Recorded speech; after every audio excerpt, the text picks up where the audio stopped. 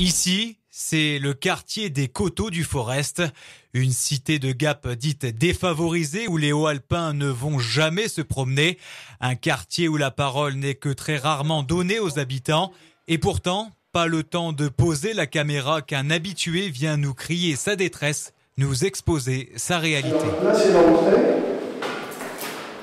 On commence à s'appeler la porte, comment elle est par rapport justement à la couleur, par rapport aux traces qui est restée. On voit la couleur verte, car la peinture elle était faite au-dessus de première couche, au lieu de faire poncer la porte, au lieu de mettre de mastic, au lieu de faire le mouvement de couche.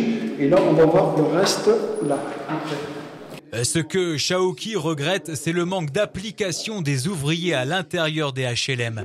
Certes, une société passe pour éradiquer cafards et puces de lit, mais en sortant du HLM de sa mère et en observant la façade, Shaoki est en colère. 16 ans que le ravalement de façade n'a pas été fait.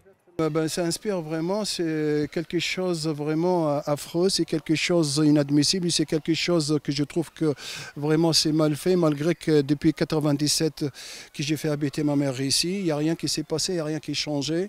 En plus de ça, je trouve que depuis que longtemps, on n'arrête pas à y aller à la mairie ou à aller aux HLM pour discuter avec eux. Malheureusement, leur réponse, ça donne aucun lien, aucun geste, et puis je trouve que vraiment c'est quelque chose d'aberrant et ça fait mal par rapport à tous les locataires, par rapport à tous les gens qui habitent ici, malgré qu'ils payent leur loyer, malgré qu'ils payent les charges, parce que les charges c'est très élevé. Voilà. Un peu plus loin, on tombe sur des jeunes qui s'occupent comme ils peuvent. Chicha, musique pas trop forte, portable, un peu de sport mais pas dans une salle. Le stade de foot est vétuste, les filets de basket manquent.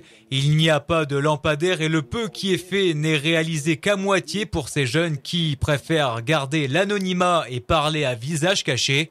Alors il y a bien le centre de vie, mais là encore problème, il n'est pas réservé aux jeunes des Coteaux du Forest, des jeunes qui se sentent de plus en plus mis de côté. Apparemment, c'est un quartier chaud ici, que tout le monde passe, tout le monde vient. Il y a des gens qui viennent chercher leurs enfants, il y a des gens qui viennent, comme la salle par exemple. Là, normalement, c'est une salle de quartier. Et ce n'est pas les gens du quartier qui l'utilisent, cette salle. Il n'y a jamais eu des trucs de gens de quartier, à part si l'association elle fait un barbecue collectif ou un truc comme ça pour récolter des fonds pour les petits. Et c'est tout. On a demandé plusieurs fois l'accès à la salle et ils nous ont dit c'est pas possible.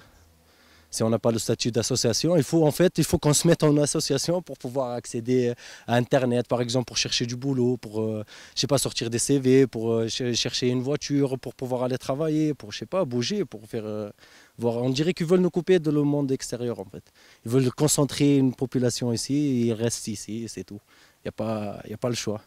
Ils font avec en fait. Joints par téléphone, d'autres habitants des Coteaux nous ont assuré que certains jeunes ne respectaient pas le matériel ou les locaux mis à disposition, tout en affirmant que la vétusté des lieux et les problèmes d'éclairage étaient dérangeants.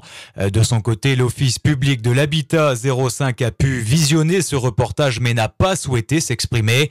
En attendant, certains habitants s'occupent comme ils peuvent, en espérant qu'ils ne soient pas oubliés définitivement.